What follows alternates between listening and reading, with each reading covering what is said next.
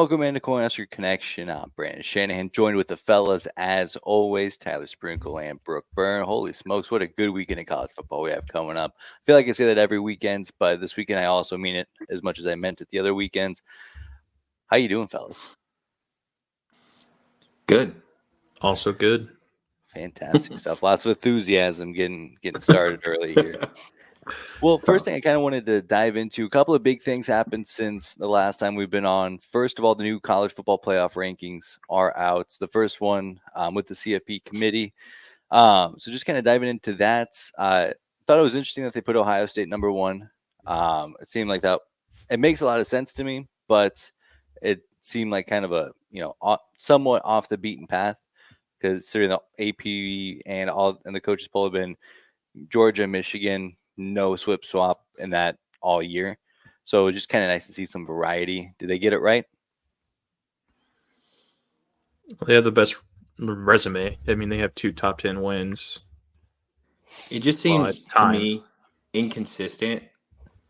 Like, I understand why Ohio State's won, and they probably deserve it the most, so they got that one right. But after that, what have Georgia and Michigan really done to be 2 and 3? Yeah, that's kind of inconsistent. It's been how I've felt at it because the only reason why Michigan, because obviously Ohio State, yeah, they have the 2 top 15 wins. They have the best resume. So now we're going off a resume. We're setting that precedent early. But Georgia and Michigan both have strength of records outside of the top 100, which is crazy. Yeah, and then you have so then now we're setting a second precedent where it's about the eye test. Okay, well then Washington is ahead of Oregon, but the eye test would absolutely tell us that Oregon's the better football team, but they have the head-to-head, so that is what it is. So you're setting that precedent that it's best resume and eye test and head-to-head, and then you're going to have Texas ranked ahead of Oklahoma. That contradicts all of that. It's like it seems like they pick and choose kind of where they like to implement these precedents. The last one I understand more just because Oklahoma losing to Kansas is a little different than Texas losing to Oklahoma. I mean, they both lost in the same way in the final drive. So it's just that one seems like it's more recent. So you have to drop Oklahoma to keep them ahead of Texas after they laid a clunker like that would kind of be crazy in my eyes. I don't know if you guys feel differently, but I don't. I was going to say the exact same thing. And I get where you're coming from, but then it's like, well, Washington looked like shit against Arizona State and Stanford. Granted, they won, which is, at the end of the day, just win. But it just feels strange that, and that said, you value the head-to-head more than you value the eye test versus the other way where you value the eye test more than the head-to-head. Because it's so very few and far between where we get these situations. We're usually comparing like Florida State and Texas or Oregon and Alabama or whatever. But we have these instances where these teams, they played each other just a few weeks ago. We saw what happens when these two teams are on, and especially in Oklahoma, Texas's case, on a neutral field. Now, yeah, I do agree. You can't lose to Kansas. Well, Kansas is also ranked, so it's not like they've lost to Kansas of past. But I always like to value head-to-head if applicable. They have the same record, and they have the, head-to-head there. So I just felt like that was a bit weird. I think at the end of the season, if they both finish 11-1, you'll see Oklahoma probably jump Texas again for that very reason. But they just lost 4 days ago, so you have to send a message and drop them. It's just the only reason I think is Oklahoma lost more recently. And they're also coming off 2 straight games of looking pretty poor. So it's that too. But you guys are sitting here saying like, oh, it doesn't make sense. Would you change the rankings? Because I wouldn't. I think it's fine where it is. I think there's not anything too egregious. I just think I would put Florida State and Washington right now ahead of Georgia and Michigan because both of them have played top 25 teams. I'd probably go, honestly, Ohio State 1, Florida State 2, Washington 3. Yeah, just because of who they've played up to this point. Now, when Michigan beats Penn State or someone else, then you can move them back up. But Michigan and Georgia haven't played anyone inside the top. Well, I think Georgia played Kentucky, who was 25, but yeah, the best win is a Florida team who's going to go 6-6 at best, and or they struggled against a 2-6 South Carolina team. And, we just went on this whole spiel about how, okay, well, it seems like they're valuing recency and what have you done for me lately? And here's, yeah, we did see Oklahoma beat Texas 4 weeks ago, but last week they looked like two different teams. So that's why we want Texas ahead. Georgia and Michigan haven't done anything since 2022, right? So it's no. like, okay, so now you're going and making a new precedent where it's like, well, yeah, these guys are, now we're going to value Georgia because they won all these national championships recently. So it's just a lot of inconsistency here. And I guess, would I change it? Probably not. Probably not. I guess it's fine. And I'm not going to, storm the CFP Capitol or anything about it. But it's just, I'm with people who make such important decisions. It's comforting to me to try to figure out where they're at least thinking. And I can't really pick apart what they're valuing over what. I just think it's weird right now. If the season holds as is, where you have 5 undefeated teams, who would you leave out? Because right now they're saying Washington, but Washington's proved more up to this point than Georgia and Michigan, I believe. But yeah, and granted, yeah, and all of this will get sorted out. Like, we've hardly ever had a real, well, this 5th team should have gotten in, or this 6th team should, get a crack at it. So it'll all work itself out. But, and you mentioned that you have Florida State over Washington, but I would argue that Washington has the best win in America with that win over Oregon. Granted, recently they have struggled against lesser opponents. Has and Washington played anybody else though? Not really. No, they play USC this week. I think that's about it for them, but not up to this point. I also think it kind of matters too where they value these conferences, like how they rank the conferences. I think matters to them as well. So, like, you can make the argument that the Pac-12 is the best conference this year, and I would agree with that. But top to bottom, I think like the Big Ten and the SEC are better than the Pac-12 all around, and certainly over the ACC. Yeah, I'd agree with that. The ACC and well, I don't know. The Pac-12 is pretty deep this year. I think they have the most ranked teams. And even like Arizona might be ranked here soon, and Colorado's not awful, and Wazoo.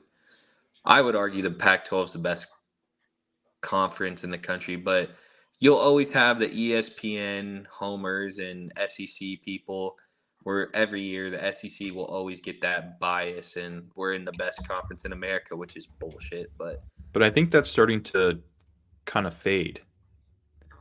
Like, yeah, people still talk about it, but it's clear that they're not the creme de la creme of college football anymore. Like, I think these other conferences are starting to come around and give them a run for their money. Yeah. Well, you think like the SEC is the best. Week 1, LSU got their shit beat in by Florida State.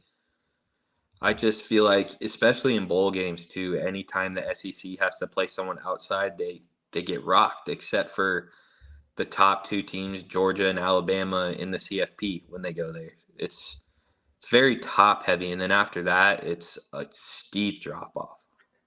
Yeah, and I get that same argument like against the Big Ten because they've had Michigan and Ohio State propping it up, but the SEC does the same thing, except the difference is that in the SEC you get that 4th non-conference game, so a 6-6 team is a 7-5 team now, and so that just looks better. The records are better. They're beating up on these MAC schools and FCS schools in November, and I don't think if you take away the outliers, if you take away Alabama, Georgia, Michigan, Ohio State, I think these conferences are very comparable. And I don't think that And I think it's been like that for quite some time now. And even looking at the Pac-12, they don't have that heavy hitters up top, but 2 through 10 are as good of a 2 through 10 and in the country. I just think bowl records, especially because you get so much time to prepare for them, and normally it's a pretty even matchup. Obviously, there's some with injuries that become lopsided. You look at these conferences bowl records, and year in and year out, the SEC has the worst. It's usually the Big Ten and Big 12 have two of the better ones, but as of late, the Pac-12 is kind of coming around too now. It's just mind blowing to me how I understand they get the most 4 and 5 star recruits, but if that doesn't translate to wins over teams outside their conference, then what are we talking about?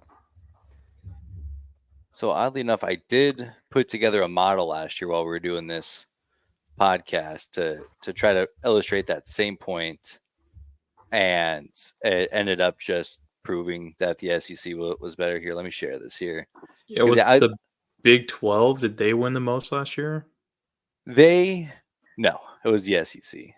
But it was the whole point of this model was to prove Brooks' point. Like, well, when they're playing other teams, then it's so. But yeah, it ended up being because the thing was that it was so weighted in the playoff, and Georgia, beat up on no. What happened was the Big Ten laid an egg in the playoff. If they had won either of those games, then they would have won this model. But essentially, I weighted it by points. So you get so many points if you play. If you win a bowl game, you get so many more points if you win a New Year's Six bowl games, and then you get double those points if you win a playoff game, excluding the national championship. I would have included the national championship if it hadn't been for Georgia, but it was so pretty comparable. But you see, to Brooks' point, it's not that big of a gap between the SEC, the ACC, and the Big Ten as far as this propaganda that those folks down south push. Especially this year, too. I'll defend the ACC a little bit. Their bottom tier teams are probably some of the worst in Power 5. But this year you have Louisville, you have North Carolina, you have Duke. I'm sure I'm missing another one there, just blanking on one. But, Clemson's having a down year. Miami's up and down. But definitely not two, nobody programs. So really rooting for a Florida State Virginia Tech ACC championship game. That would be wild. Can't wait. That would not help Florida State's case. I love it. I mean, it feels like now they got to win against Louisville, so it's not going to happen. But man, the college football sicko in me would appreciate it. That would be like 7-5 Purdue being in the Big Ten championship. Well, but it's even crazier because the Big Ten has a model built that way. So a 7-5 Purdue can make the Big Ten championship game.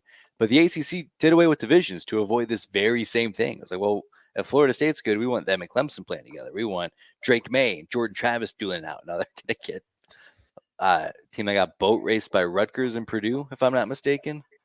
And then now they're on the big spotlight. So that's outstanding. Yeah. It's crazy to me sometimes, like you're seeing it with Nebraska and Virginia Tech too, how in the middle of the years, a switch can just flip and they start playing some good football. Because, like you said, Purdue might be the worst team in the Big Ten and beat Tech, and Tech goes to the ACC championship game. That would be wild. I love it. I mean, that's the beauty of college football is that, and that's why I don't. One of the downsides that I think to this huge level of expansion is that it's going to get so much harder for these teams like Virginia Tech to sneak into the ACC championship game. And football, if you just get on the same field, you don't know what can happen. So, and I feel like we're losing that a little bit, but. Yeah, but to go back to the original point, I wouldn't change anything about the college football playoff rankings.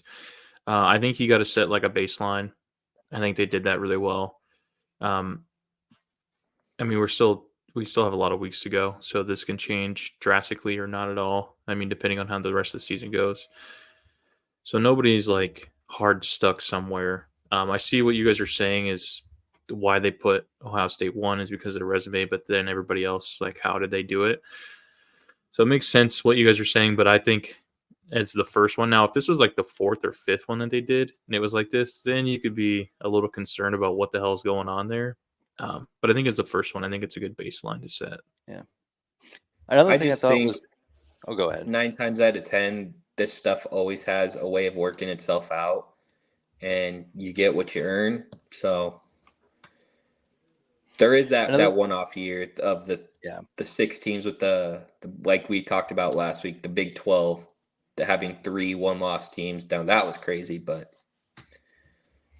I don't know. Well, and the thing that really made that so crazy is that TCU, I think at the time, either TCU or Baylor, they were in the top 4 at the time, but that was before they had the Big 12 championship game. So yeah, TCU's final game, they blew out Iowa State by a bajillion. But then you have a team like Ohio State who wins a Big 10 championship with their third quarterback, and they looked outstanding. So now you're like, well, I just saw this team, and it goes to recency and how they value conference championship games. And so I think that's a different circumstance than anything that we'll see this year. But like you said, it'll all work itself out. There's not a doubt in my mind that by the end of it, we're like, okay, these are the 4 teams. I think no matter the conference, if you have 1 or less losses and you have a conference championship, it would be hard to keep you out. Yeah. Because I don't think that we've kept out a 1-loss conference champion who's won a conference championship game. Yeah, I don't think so. So the formula is there for whoever wants it. For sure. Another thing I thought was interesting, and I think Brooke had hinted on this a little bit when we talk about who's going to get that group of 5 bid. Air Force has been undefeated. They've been ahead of Tulane in the AP polls since Tulane's lost to Ole Miss.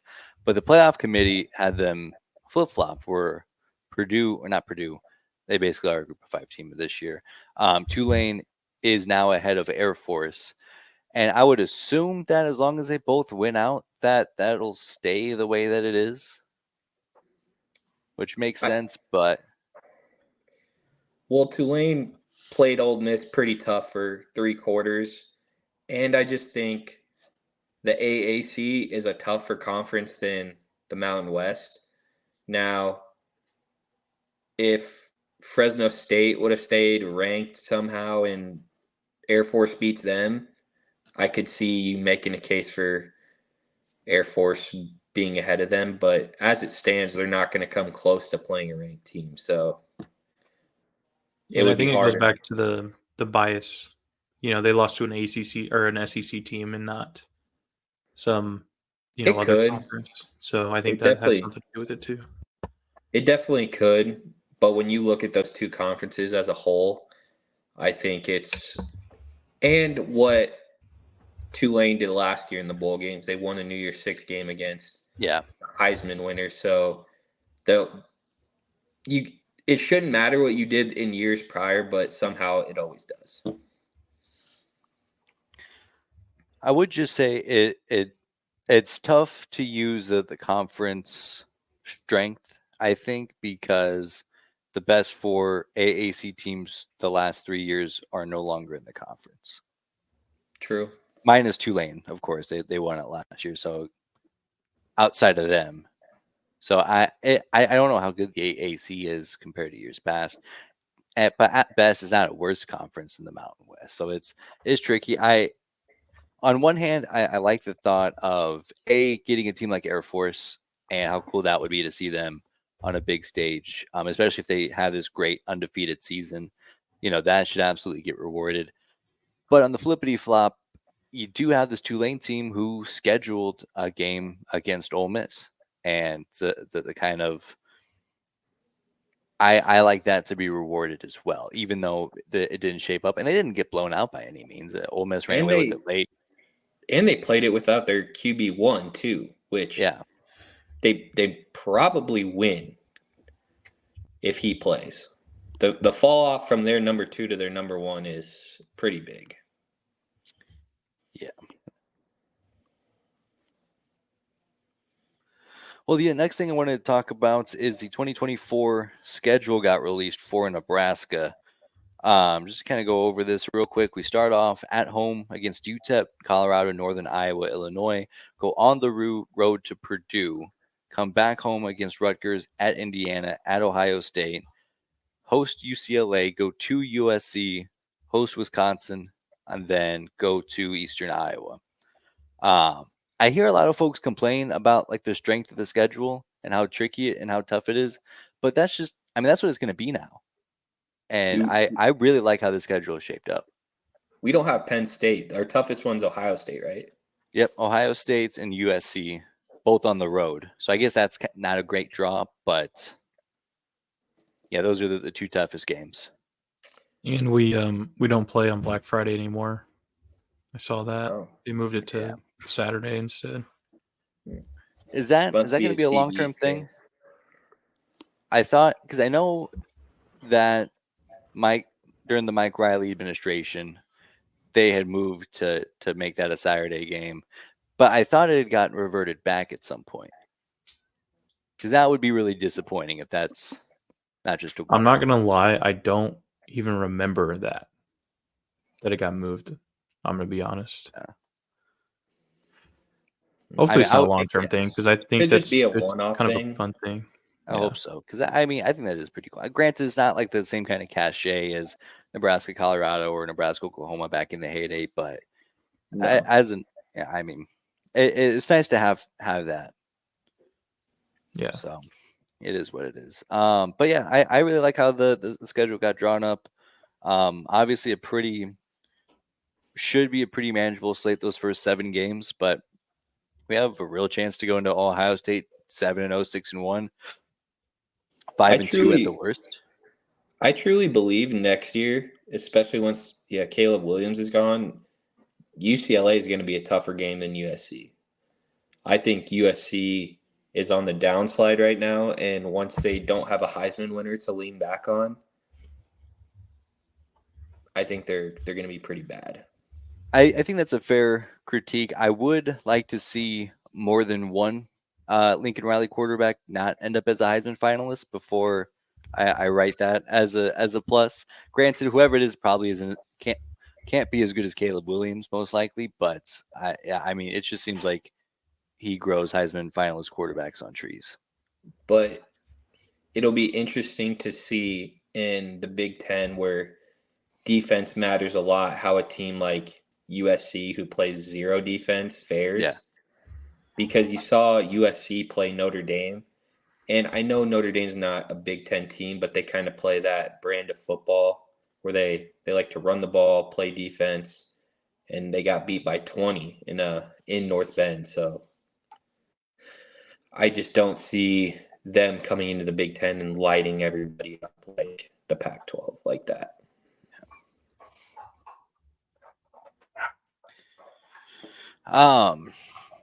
So last thing before we kind of dive into our pick'ems from last week, some news out of Eastern Iowa.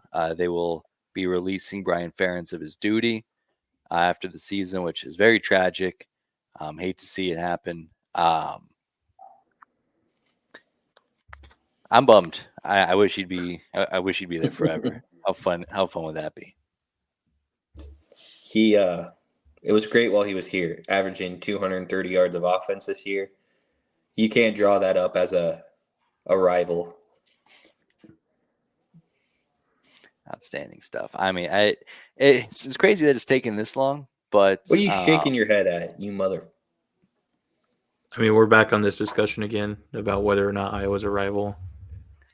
I thought we put this to bed a long time ago. All right, as a team we dislike in our conference. Are you happy? Yeah. So I think I was the one mostly against calling Iowa a rival, and I've come around. It's a rivalry. It was very pompous of me to say that it wasn't, because I felt like Nebraska was on such a different level. And I guess historically, yeah, Nebraska is on a different level, but it is what it is. It's 2023 now. They're a rival. Pompous, great word. Yeah, I feel like whenever you hear people talk trash about how arrogant Nebraska fans are, they're mostly just talking about me. I'm like, yeah, this is me. Love that. And actually, one last thing, Nebraska related. I don't know if you guys saw, but there was a hit piece on Trev Alberts from his I did time at not see UNO. that. Yeah, so there was a memo that went out among the UNO administration talking about how poor their finances are, in part due to Trev Alberts' irresponsibility handling the finances at UNO. I think there was even a vague accusation of disguising losses as revenue, which I don't Whoa. know. I'm no legal expert, but that's fraud. So if that's true, then but No legal. I, Uh-oh. but my more than anything, I think it's just a hit piece to ward off any potential teams in Ohio who are looking to fill that same role in the next 18 months or so. Because Dude, I mean, stop you don't want to bringing hire it Trev up. Alberts. Oh, I mean, you don't want to he's hire not this guy. He going. can't handle money. You're the worst. You're the worst person I've ever met. If it happens, I might not talk to Brandon anymore Yeah, this is because gonna he's be just speaking it into existence, and it's pissing me the off. Tyler and Brooke podcast here if Yeah. he leaves for Ohio State. Yeah, we might have I to lock Brandon in a dog cage for this podcast going forward. I mean, I don't want it to happen. I love Trev Alberts, but I am just preparing myself for the heartbreak of seeing him leave us for, the Death Star. Just I like can't speak. I know you're a bigger Colorado fan than you are a Nebraska fan. You're also a way bigger Ohio State fan than you are a Nebraska fan, you piece of shit. So I'd argue both of those points. Ohio State is absolutely out of the question. But I have come around to being more of a Nebraska. What I've noticed is that I always root for whose fan base annoys me the least. Where I felt like there was still a lot of hungover arrogance on the last time these two teams played a home and home. That pissed me off about Nebraska fans. And Colorado had, been in the dumps for a decade and a half, and they kind of seemed more of like the woe was me. We need this win more. And I feel like those roles have reversed, and especially with the Coach Prime saga. I mean, that couldn't have happened to a worse fan base. So I'm still a Colorado fan. I still like Colorado. I'm still rooting for them, but I do I do wince at the thought of those fans getting joy. It's like you're a Red Sox and a Yankees fan. Like, I don't get it. Yeah. Pretty crazy. You need to figure it out. I'm just a fan of college. I'm just a fan of ball. Yes. Don't blame me for loving ball.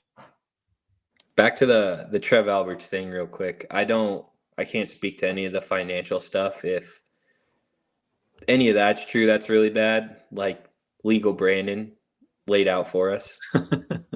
But from what I know about Trev Alberts, and obviously me and Tyler, UNO guys, everything he did in his tenure as AD there bettered UNO, taking them to Division I.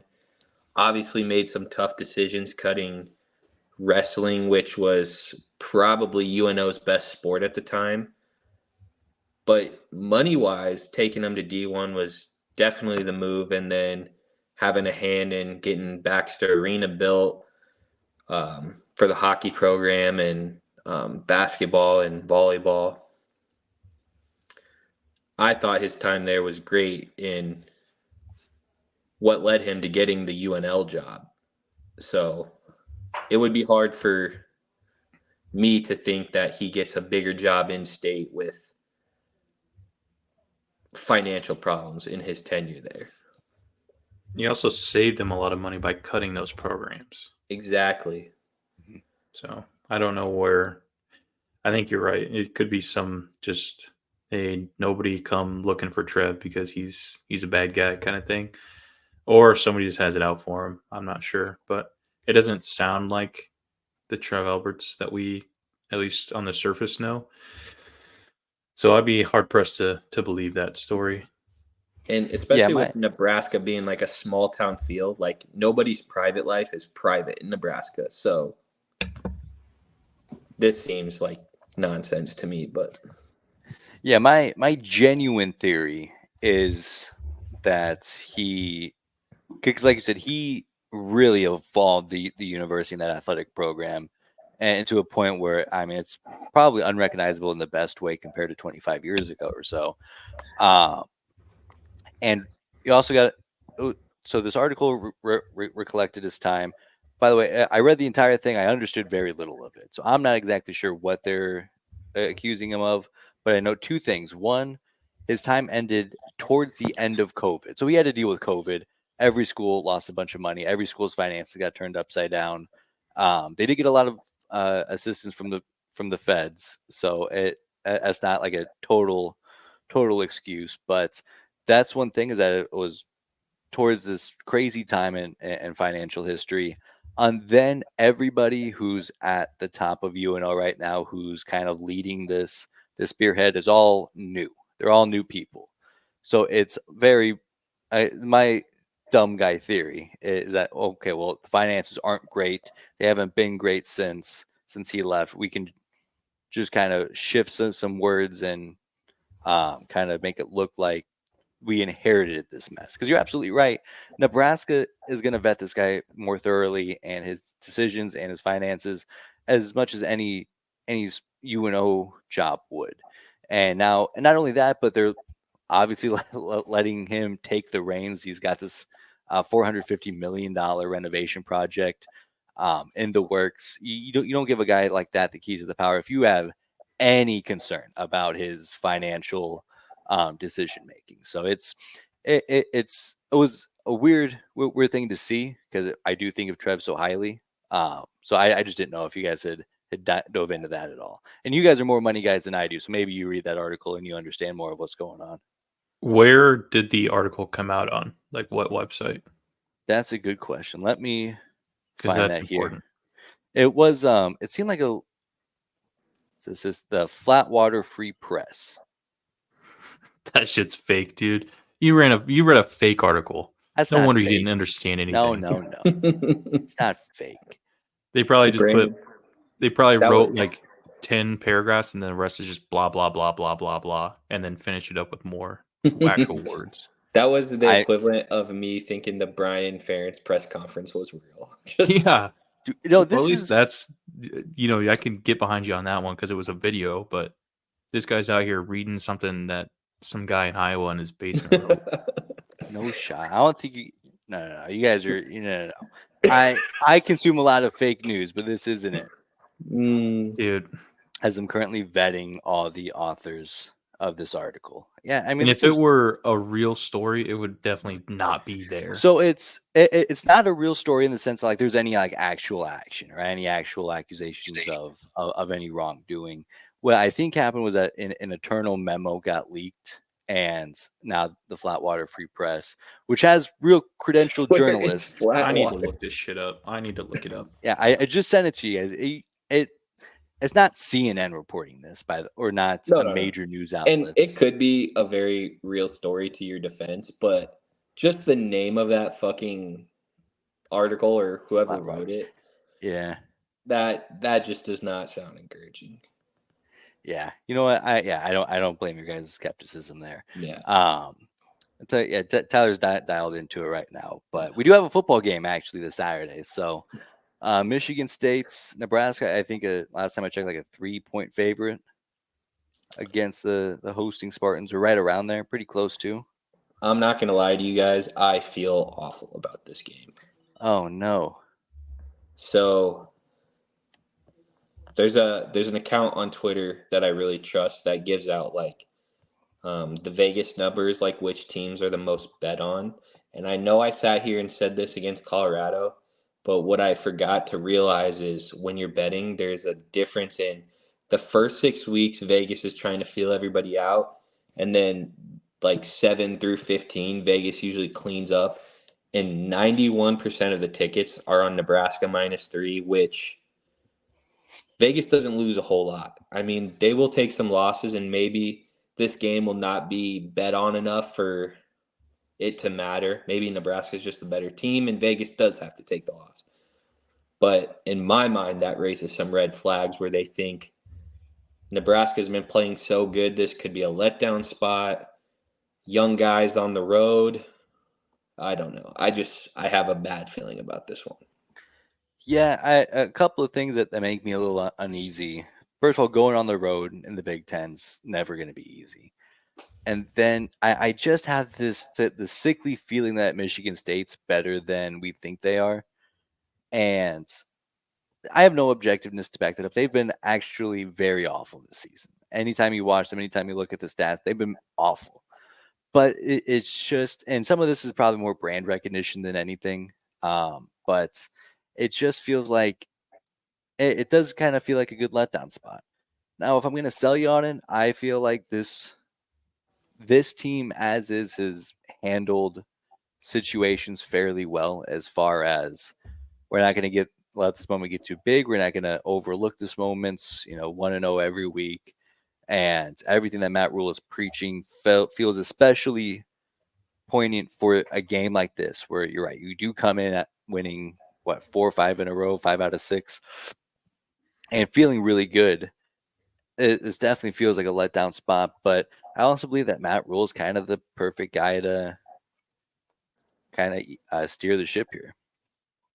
Yeah, I do think it's a double-edged sword having a bunch of young guys going on the road in the Big Ten, where they are all young. So if adversity hits them right away in the first half, they could fold. I would like to believe that won't happen with Rule as the coach. But the positive side to that is maybe ignorance is bliss with these guys, where Rule's got them playing so hard that it really doesn't matter where they play. We went on the road and beat Illinois 20-7 and truly handled them. Probably could have beat them worse. So there's good and bad any way you slice it, but they're 18 to 22-year-old kids, and at some point they're going to slip up because they are kids. So maybe Vegas is thinking this might be the week. Yeah. And I think it's worth mentioning that the first few drives are. I'll tell you. What do you think? Did I get got? I think it's a real story, but they're just hemorrhaging money, so they're trying to find a place to play, and that's what it sounds like to me. I mean, you build 2 major sports, the Baxter Arena and then the softball and baseball field, and they're also building a new sports complex, not a complex, like a new sports facility on the campus. Of course, you're going to be hemorrhaging money. Yeah. So now they're looking like, oh shit, oh, we didn't know this was going on. I mean, come on. If you know anything about UNO sports too, they do not get good fan engagement, especially with Creighton being in Omaha. So the fact that they've built Baxter Arena, the baseball, softball complex, and the soccer stadium, those are 3 huge projects. And they're not really getting the fan support that they had hoped. So the only thing that gets any kind of fan engagement is hockey. Yeah, and truly. The arena is fairly small, so you're not going to make a whole lot of money off that. Yeah, that's a good point. Yeah, because that was one thing that kind of caught my eye off guard. Is like, okay, all these people are new, so I don't think it was a situation where Trev was out running wild, cashing checks that he, I had no business cashing. But and then you hope that with those bigger facilities, you bring in more revenue with that. But that's probably just not the case.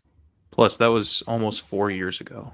Yeah, in the middle of a global pandemic. Yeah. If something actually went on, we would have heard about it a long time ago. Yeah, just interesting. I think I mostly brought that up to kind of preach more of my theory. I feel like I'm the only one preaching that this is even a possibility. But nonetheless, Tyler. It definitely is, but there's nobody more Nebraska than Trev Alberts. So if he leaves, I'll be hurt. I'll be real hurt. Yeah, me too. And the only reason why I think it's a possibility is because I feel like there's, I don't know, 2 jobs maybe where you have the kind of influence in college football and college athletics in general that Ohio State has. So it just feels like that's the kind of job where if they come knocking, you got to go. So that worries me, especially because, like you said, he's hit nothing but home runs since Nebraska, the volleyball day in America. And touches turns to gold. Yeah, that's facts. I love him so much. So Tyler, how are you feeling about Saturday? I heard a lot of letdown spot talks, and I've said it before. I don't believe in that kind of thing. It doesn't make sense to me. Well, you're wrong. You just haven't been I betting think- long enough. Yeah, maybe that's it. We'll Maybe. get you there. Yeah. I don't. He's just a baby. It's going to be a tough game. It's going to be a tough game, tougher than a lot of people are letting on for sure. But if the defense just keeps doing what it's doing, and even if they take like a half step back, I think we still win this game pretty easily. The thing I'm worried about is what Harburg shows up on Saturday. Is it the throwing interceptions on the first play of the game, Harburg, or is it somebody that's gonna, run the speed option and get us down the field? Because I do think if we keep doing the same bullshit we've done the last two games, turning the ball over the first play that we have it, it's gonna be really hard to come back against a team that's a real D1 team. So I do want to throw this out there that Michigan State's defensive line is very sneaky good, and not just good in the conference, nationally good. So Yeah. they could give our O-line problems, and if they're playing in our backfield, we're going to be in trouble. Yeah, but you can say the same thing about Illinois, right? Like they have two round one, at least to start the year, round one draft picks on their defensive line. And they were impactful in the game, but not so much so that it ruined the game for us. But even since that game, we've lost 2 or 3 more O linemen. So I think one is okay. Getting Teddy out there, I think that's better for our offensive line. But yeah, losing the other guys is tough. Yeah. I think listen, nobody's sitting here hoping we lose, but there are the check engine light is coming on in my mind. Yeah. I mean, eventually these injuries might catch up to us. It's crazy how this team has improved despite losing all the talent that we had. But I think it's also worth mentioning that while Harburg did get away with those early turnovers the last 2 weeks because of the defense, when you look at the last 6 games, 5 of them we get out to an early lead. We control the game from a tempo standpoint. The other game we get punched in the mouth and we fold like a lawn chair. And now, it's in Michigan, it's a different story. It is what it is. But this team is not built in any way to come from behind. So if there is something fluky like a pick six or a special teams touchdown early, I think that's the real recipe for disaster. Maybe not like disaster, like we get blown out, but just losing this game, I think would be very gut punching, considering how bad Michigan State has been. And I do believe that this is the biggest game of the year for us right now. Absolutely. Thus far. Getting that bowl game monkey off our back, I think, is going to do big things for the team. You've already seen the defense start playing free and fast. So I'm hoping that with the weight of getting to a bowl game off their backs, hopefully the offense does the same. And on the flip side, too, Michigan State is fighting to keep bowl eligibility now, where they might be a live dog there. You never know how bad teams are going to come out and play, I feel like. So I'm hoping we're the hungrier team, but you never know. Yeah, I don't even think that's a question, though, just because of the way that Matt Rule has changed this team in 1 year. You can feel it in his pregame speeches. This team is different. It's different this year, and you can feel that. That man knows how to give a fucking speech. Let me tell you. Jeez Louise. Dude, give that man coach of the year just because of that. His one about the moms made me cry. That was tough. So sad. Yeah, you're right. I mean, I did hear something that he's going to be doing away with having a media presence after this year, just because he doesn't want to He wants to give a glimpse of like what it's like to be a Husker, for recruiting purposes, but doesn't want that to be like a long-term thing, which I think would be a bummer. I get it. There's a team on the other side of North Platte that does things a little bit differently, and I'm okay with not being like them. For sure. Well, on to our weekly pick'em here. Pretty fruitful week. I did just put this together as we were recording, so if it does not, if it's not accurate, let me know. We're Very gonna well have might games not on be. here from like 7 weeks ago. Oh, I mean that. no. So Oklahoma lost, UCF lost, Michigan State. They lost, right? They didn't beat Minnesota, did they? No, they lost. Okay, that's so I figured, but I didn't want to make sure. I put together a little parlay there, and I'm the only one who lost, so shame on me. Was it North Carolina that lost it for you, right? No, it was it was BYU or Florida winning either against Georgia or Texas, and neither of them came even kind of close to winning that for me. So free win there for you fellas. Good weeks for you guys again. 7-3, 8-2. Congratulations, fellas. Wait a minute. Nope. I did get one wrong. Minnesota. Brooke had that one. God damn it. There we go. Okay, so I think I got everything else right. Overall, pretty fruitful week. Why are you saying it like that? What do you mean? What are you saying? I'm saying it was a fruitful week. There's say it one more time. It's been a fruitful week. God. And you know what? I think this There's a T. There is a T in that word, Brandon. Yeah, fruitful. There you go. Means you're getting the fruit. I thought you kept saying frou week. Like, what does that even mean? Oh no.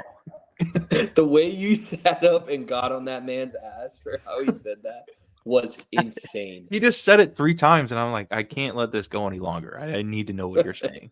I thought you were just making fun of me because I kept saying the same thing over and over again. I didn't think that you thought that there was anything wrong with what I was saying. I didn't know what you were saying. I apologize. You're right. I'm sorry. So another fruitful week this year. There we go. Just on the T here. Clean slate for us, fellas. I'm excited about it. Big week for the Big 12. A couple of elimination games there. Which share your screen. Oh shoot! Wait, you can't see it? Oh my gosh, you haven't seen any of this the entire time.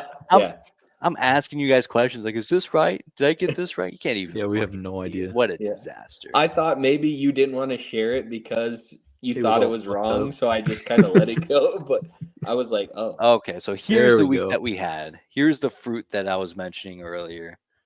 8-2 for you guys. Maybe not as lucrative of a week for me.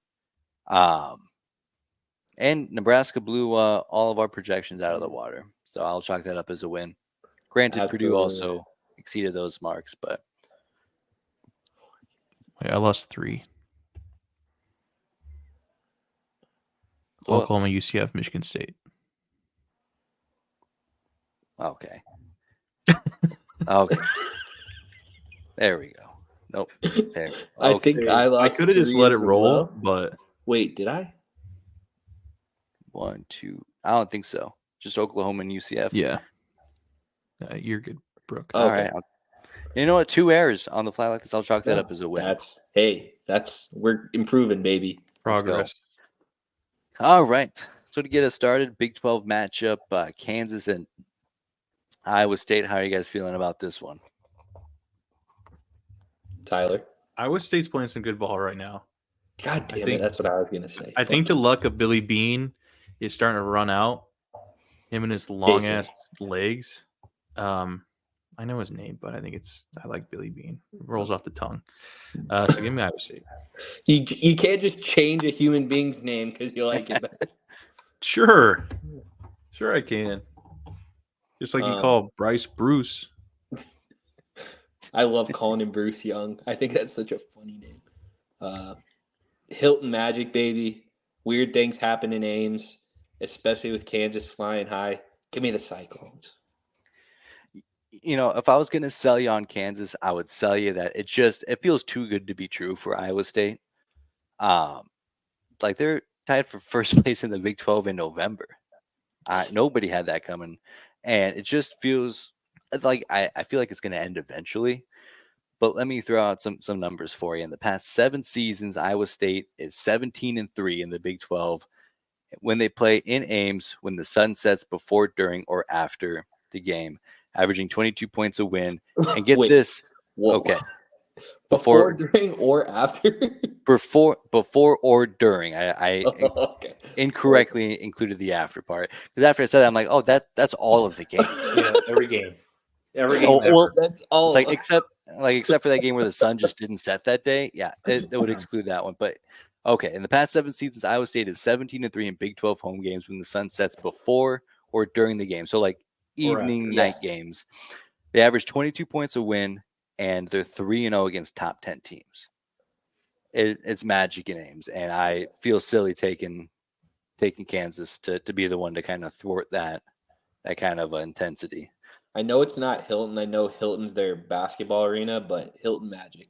Yeah, feels like the same thing. Actually, you know what? I don't like the vibe of us all three picking Iowa State. Immediately flips. Yeah, I was going to flip for a hot second, but I was like, nah, fuck. You know, I do think that Kansas can win this game. But I'm riding with the hot hand right now. I've kind of come to the piece that I'm not going to win this season-long weekly pick'em, so I'm just going to avoid the unanimous bust going on here. So I'll take one for the team, fellas. Also, Tyler, letdown spot. I know how much you believe in those.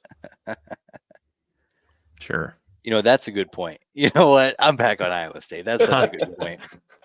That's such a good point. I can't believe I forgot that they just beat Oklahoma last week. People just in football just say shit. Letdown spot. Like, what does that even fucking mean? That's the biggest. There's the biggest win of the 21st century. The look ahead. What else? What else other dumb shit do you guys say? You can tell this guy doesn't gamble, Brandon. He just doesn't get it. That's just what people say that are trying to talk themselves into a horrible bet. They're like, no. That's dude, what you that was their letdown spot. Oh, listen. That's what you say when you're trying to talk yourself out of a horrible bet, not into it. Yeah, we put on vibes. Vibes have to be a component. So it is what it is. What, are you going to say that like there's no home field advantage now? Like that doesn't exist? All right, we're moving on. I'm tired. Son of a bitch. Texas A&M and Ole Miss. Ole Miss just a couple of point favorites here against Texas A&M, who has had an interesting up and down season. And I like Ole Miss, but this does kind of feel like a dumb game for them to lose, but not dumb enough for me to pick Texas A&M. They've burned me too much this year. I've been waiting for their downfall because that's just what happens to Lane Kiffin, it seems. But I'm wrong every week, it seems also. So give me Ole Miss, yeah. At home with all that home field advantage, how can they lose? In the words of Marcus Peters, I said, I think we ain't done yet. Texas A&M. Let's fucking go. All right, I love it. Notre Dame and Clemson. I thought this game would be a lot more interesting coming into the season. I was very wrong about Clemson for several weeks. Oddly enough, I doubled down, I think, at some point, and it's been wrong. And now we got Dabo yelling at fans on local radio. I mean, what a disaster. Dude, that was just 5 minutes of Dabo pumping up his own ego. I mean, he wasn't wrong about anything he said, but it just felt like he wanted to let everybody know. Like, can you imagine like Matt Rule kind of going on a tangent like that? Like, it's just, I can't compute it. No. But, I mean, when you're losing, crazy things happen to you as a head coach. So, yeah. Especially when you spoil that fan base into thinking they're better than they really are. But, you know, I was also thinking about that. I'm like, it is before like this whole era with Deshaun Watson and Trevor Lawrence winning national championships. Is Clemson like that much better of a football program than Nebraska? Like, if they could do it, could we do it? We could, but we don't. So, yeah, we'll get there. With that being said, fuck Dabo. Give me Notre Dame. Let's go. Yeah, pretty easy. Notre Dame. Appreciate that. Missouri and Georgia. Oddly enough, the toughest game that Georgia will play this year. Give me Missouri. There's a guy named Luther. Oh, fuck you. The He's gonna run the whole offense. He's gonna play defense too. Give me Luther Burden by 30. I mean, I just try to culture Tyler and teach him some ball because you know how my son Tyler Sprinkle doesn't know ball. And he has to just be a real son of a gun. The thing that sucks for Brooke is that I took the words right out of his mouth, so he can't say it anymore. For the first time you said something I agree with and you said something that's correct. Luther Burden is him. So Are you taking Missouri too? I really want to, but no, Georgia. Pussy. And I would be very happy to be wrong. I'm right there with you. I'm still my gut, and for the same reason I think Michigan State's going to be better than they are, is the same part of my brain that's telling me that Missouri's not as good as people are telling me that they are. I got to see it, I guess, against Georgia. Listen, I'll cut you a deal, Brandon. If Tyler changes his pick to Georgia, I'll change my pick to Missouri. What you got, Brandon? How are you going to convince me? I back-to-back national championship games. I mean, I don't know what Missouri.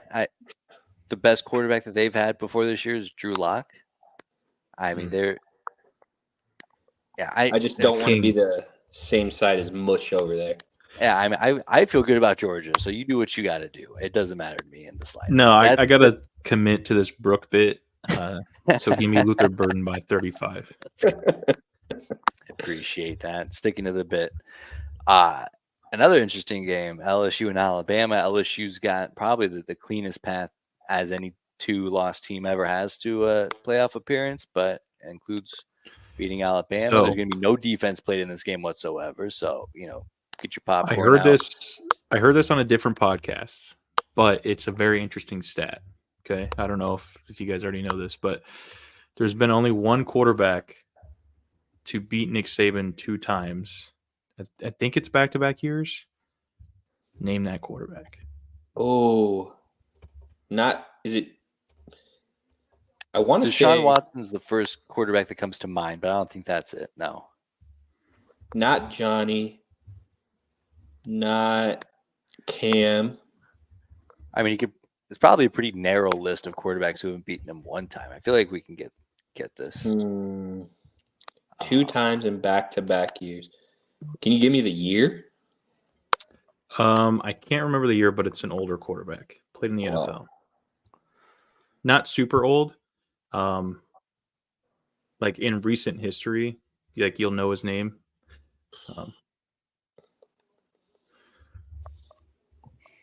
I got nothing for you. No, I think we can get this. Does he play in the NFL currently? He does not. No. Man. Because it's got to be, you'd think it's got to be the same team. LSU? Did he play for the same team both years? Okay. LSU. Was there any? Is it Jamarcus Russell? Tim Tebow? No. I will give this other hint. It's not the SEC. Oh. Well, then it can't be recent. If it was at his time at Michigan State, that was an eternity ago. Is it? I said sort of recent in terms of he played in the NFL recently. Michigan State. Drew Brees. That is the correct team. It is is Drew Brees. Yeah, oh, no shit. I did hear that. Oh, I my did God. hear that. That's Fuck. crazy. I heard that and I was like, what? That's wild. So I just figured you guys maybe I saw a tweet about it and I was like, as soon as he said that, I was like, oh, that checks out. Wow. Yeah. Again, hand up. I stole that from another podcast, but I did think it was interesting. Well, I mean, because of that, give me Alabama by 1 million. That's not Because of that. That's not happening. Jaden Daniels Heisman revenge tour is back on LSU. Let's go. This could be his Heisman moment right here. It is. It will be. Give me LSU. Yeah. Yeah. Sorry, I put that at the wrong spot. Are you sure you want LSU or? Yes. Okay. Yep, that's what I was going to take. I love how you're the one who brought this stat saying it hasn't happened in a bajillion years, and then you're just going to go against it like it doesn't exist. I mean, if like, Drew Brees can do it, then I think Jaden Daniels can as well. All right. Yeah, good call. Good call. Virginia Tech and Plus, Louisville. this Talking isn't about the Drew same Brees Alabama like he was team. a fucking bum. No, I didn't mean it like that, but just in terms of just size and athleticism, I think. I mean, I'm a big time anti Drew Brees propagandist, so I do think that is factual. That if Drew Brees can do it, Jaden Daniels could do it. So I'll double. I mean, we don't even need to talk about this next one. You can just put down Louisville. I want Virginia Tech so bad. Brandon just wants absolute mayhem in the ACC.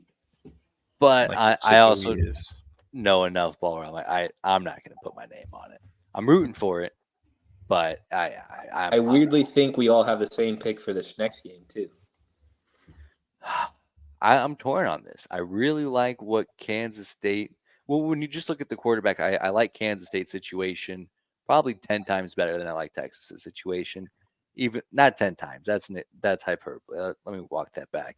But I think that they found a good formula between Will Howard and Avery Johnson, and I think that. But in Austin, that's a tough place to play. Kansas, give me the Cats. Give me the Cats. They've let me down a couple of times this year. Let's fucking go. Fuck them. Oh, you're a bitch. I got to ride with my boy Jimmy. We have aligned forces in the Texas and UTEP fandom. I got to ride with my boy Jimmy. Jimmy's going to be real sad on Saturday. Jimmy Nekla. Oh, okay, like an actual person. Yeah. I was like, do they have another quarterback that I don't know about? Okay, like an actual person. Okay, now I'm up to speed there. Okay, Bedlam, another Big 12 elimination game. Oklahoma State. This game is bullshit. This game should be played at night and only at night. Yeah. So the only explanation I can think of is that when you're drafting out like networks and stuff, it's better to be on a network like ABC during the day than it is to be on ESPN at night. Because the ESPN night game is Kansas Iowa State. I'd imagine if Disney's picking which is going where, they'd want the better game on ABC during the day. So that's the only reason I can think of it. But yeah, I'm absolutely with you. I'm so bummed this game isn't at night because Bedlam at night in Stillwater, the last time this game will be played in 25 years. Ooh, goosebumps. The sky could be so dark, but it's not. Non-existent. I wanna believe this game is gonna be close, but any way I look at it, I don't see a world in which Oklahoma doesn't absolutely kick their teeth in. So give me the Sooners. As much as I hate saying that. I mean, it's just which Oklahoma team are we going to get? Are we going to get the Oklahoma team that went toe-to-toe with Texas? Dylan Gabriel went off. We thought he was going to be a Heisman favorite after that game, where the back-to-back weeks where this whole team's been mush. Yeah. And I think Oklahoma State's uniquely built to keep folks like Dylan Gabriel from getting hot. Ollie Gordon hasn't been stopped in a month. He's putting up crazy numbers at home. Even though it's a mid-afternoon game and not a night game, I think Stillwater is going to be insane. So I'll take the Cowboys here. I think they pull it off just because there's really no other option as an Oklahoma State fan. You got to win this game. So I was kind of torn on this game, but I think Brandon just talked me to Oklahoma State. So give him to me. Man, I'm in trouble. Makes me love Oklahoma State even more. Yeah. What the? I meant because both of you like Oklahoma State. Yeah, I mean, it's no. Brandon usually said my he's in logic's trouble after I picked him. Yeah, usually my logic's pretty flawed. I'll admit that. Not everything's about you, Tyler. But then Washington, USC. You see, there's also a third kind of game. We call it a bounce back game. I know Tyler probably doesn't believe in it, But this would be a spot for, I mean, both of these teams, they both played like shit last week. USC, I mean, I don't really know if they're even playing for anything anymore, but just the thought of them losing 3 straight games before the second week of November feels crazy to me. They won last week. They did. Yeah, you're right. So they just have 1 loss? No, they have 2. They have 2. They lost to Notre Dame and Utah. Utah. That's right. Okay, so they do have 2 losses. Okay. Yeah, give me Washington. I don't know my schedules. I don't know what's going on. Just give me the favorite.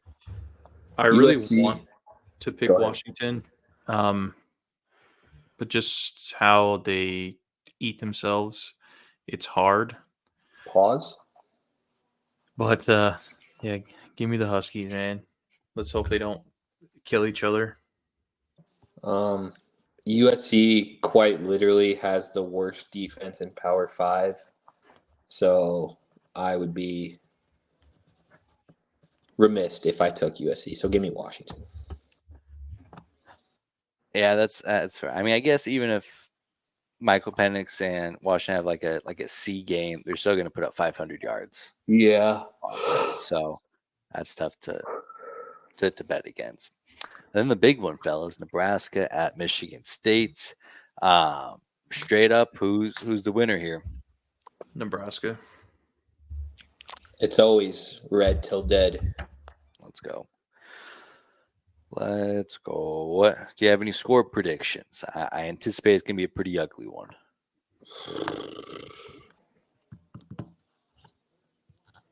Give me 24-10. That feels like a safe medium with a defensive score. 23-7. 28-13. Also, yeah, 28-13. That's a lot of points that they're giving up. Mm-hmm. I like it. I don't like it, but I like the margin of victory. Give me that. Well, perfect, fellas. Anything else you'd like to add? I think we got a lot of winners. A very fruitful week ahead of us, I'd say. Yes, I Go think Big Red. the fruit is very full this week. Go Big Red.